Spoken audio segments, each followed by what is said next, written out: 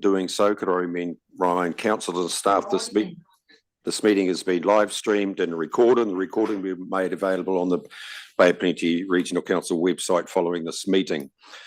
Further remind all those present that the local government decision making affords no protection to councillors, council officers and any public for comments made during this meeting that is subsequently challenged in a court of law and found to be slanderous.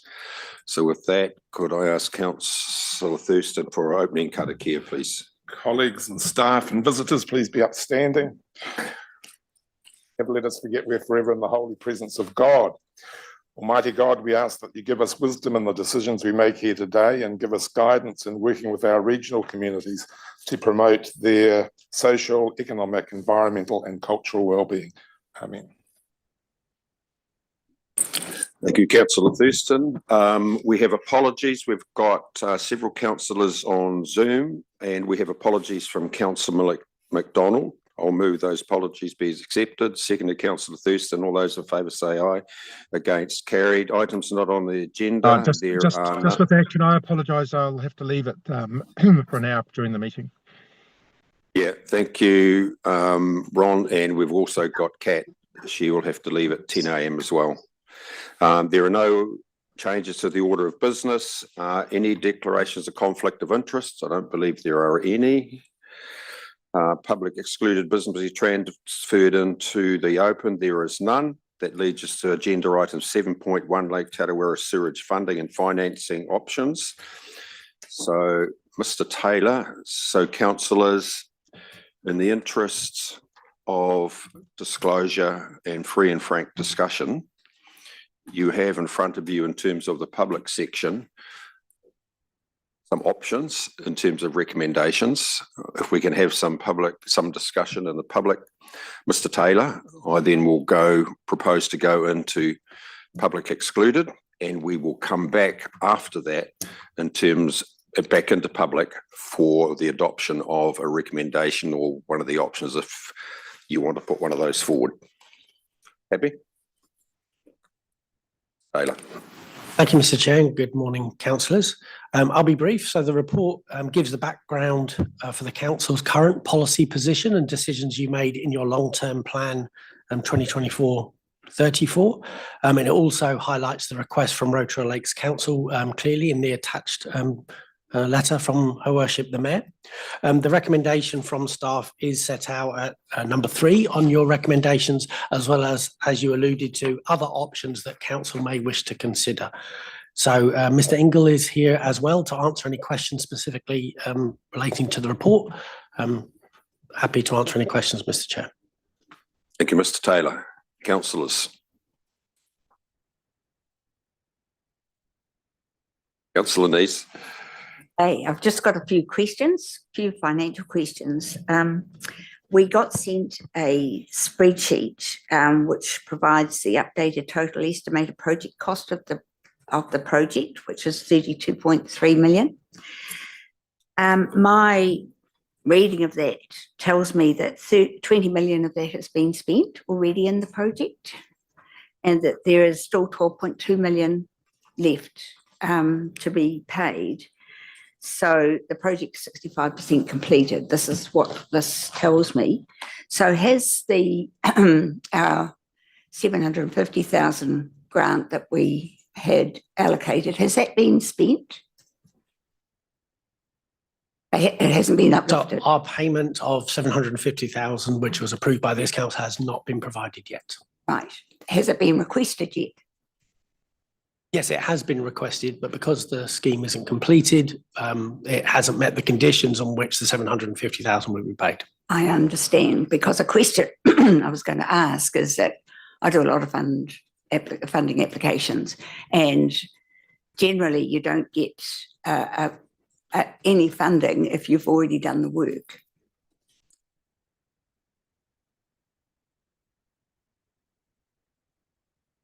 Yes, so that's not the case in this instance. We have got a requirement under that $750,000 grant that we won't pay it until it's been completed. Until at the end of stage 2. The request from Rotorua Lakes Council is to pay now that stage 1 has been complete, but the regional council's position is that we will pay from the conditions that council has set at the end of stage 2. Okay, thank you. So my question then about grant versus loan.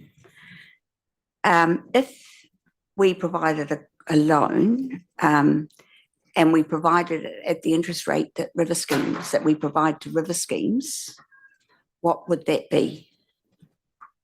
The interest rate?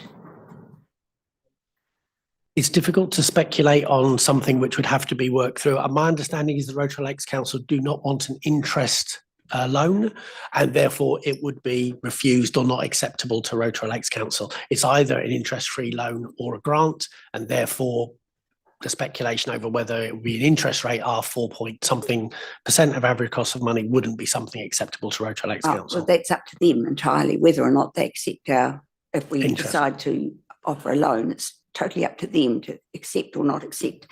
But what I'm trying to tease out is equity. Our river schemes have quite a requirement for money, and we have an arrangement where we loan the schemes funding, and I believe that there is interest that they have to pay. So what is our standard interest rate that we provide river schemes?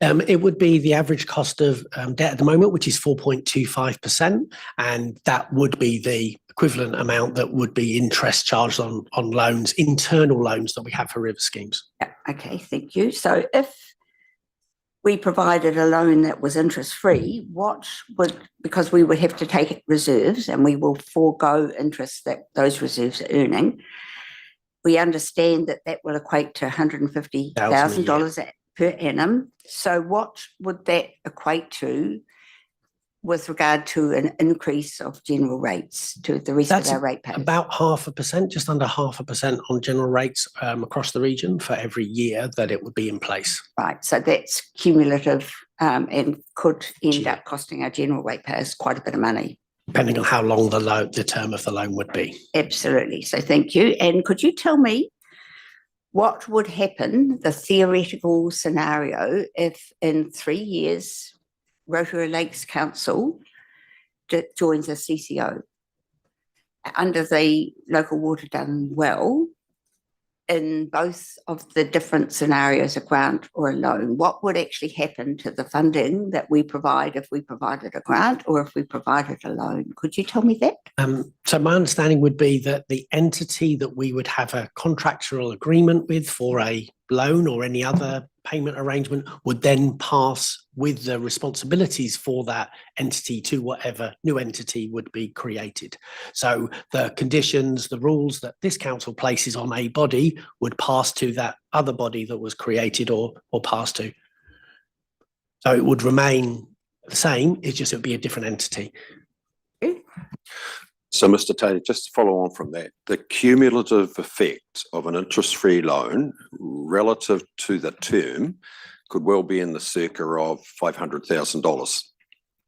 $150,000 Yep. a year. So absolutely, depending on the term of those of that loan, it would be, Yep. yes. So just by way of understanding, the net effect in year one of what we refer to as the rate swap, so that's a removal of the targeted rate, is about what figure? But just looking up, Mr. Chairman. Because what you have to effectively do in the interest of the wider ratepayers is add that cumulative effect of $150,000 to the general rate in terms of the interest foregone, but that's in interest to not nominal interest, but that's in the interests of Lake Tarawera subsidy to ratepayers. What I mean? Yeah. Yeah. And the rate swap that you're referring to relates to the change in the revenue and financing policy that this council had as part of its If I long-term can make plan. it probably a little bit clearer, the $750,000 we put on the table, if the cumulative effect over, say, a 5-year period is another $500,000, that $500,000 needs to be added to the $750,000 to recognise the net effect of what the region has contributed. As a to- contribution from the to- region. as a Yes. contribution. Yes, Mr. Chair. Councillor Thurston. Tracy McLeod, who's a frequent communicator with this council, sent a series of documents to the chief executive on Friday, which the chief executive circulated to us around the table. Now, are those documents going to be received in committee, or are they going to be discussed in the open session? Could you just give us some clarification before we make any comments? So Mr. Chair, those documents were received after the report was prepared. They have not been analysed or assessed as part of this report and this decision in front of you today. If council want the staff to do that, that will take some time. I believe there's been some earlier conversations with that individual, and that would take some time to analyse. I think I speak for a lot of people within the Rotorua community that, with due respect to Tracy McLeod, her figures are very, very detailed. She goes to great lengths to emphasise the fact that costs have been overstated in the scheme, and they're not just small dollars, they're tens of millions of dollars. There's calls for an inquiry and an audit to be warranted. Whilst there could be a degree of pushback from RLC and ourselves about the need for an inquiry and an audit, I think some of the statements made and some of the figures that are bandied around need to be analysed very closely, either within RLC or within our own council, because on the many occasions that we have met with colleagues at RLC, and I know Councillor Winters and Councillor White will support me here, comments have been made about their desire and push for a full audit of the costs pertaining to Tarawera. So I'm starting to get totally confused with the size and the quantum of the figures that members of the community say are grossly inflated, overstated, and quite frankly, I just want to know what is the real story here. So at some point in time, I think we do need to address, and I will certainly be pushing for it, that we engage in some form of inquiry or desktop audit here at council so that we can dispute these figures once and for all, because they are really muddying the waters, pardon the expression. Thanks, Chairman. Mr. Taylor. No further comment, Mr. Chair. That information was received on Friday and has not been analysed. Thank you. But I think Councillor Thurston does have a point. The individual who submitted the analysis, I think ultimately was going to require some form of forensic analysis to either validate or reject the position as presented to all regional councillors. Yeah. That will take some time to do, but I think in order to ensure that we're best prepared for any consequential position the individual may take, that we commence that forensic analysis of the flow of funds so that we're prepared. Chairman, can I just also add that whilst these documents may have been provided to the Chief Executive on Friday, the figures stated in those documents have been well reported in the public domain for a long period of time. So it's not as if both the Rotorua community and the regional council were made aware of these figures on Friday. But I think in fairness to the submitter, they have been in the public domain for a long period of time. But they do need to be challenged and acknowledged and put to rest once and for all. Thank you, Chairman. Thank you, Mr. Thurston. Councillor Shirley, then Crosby.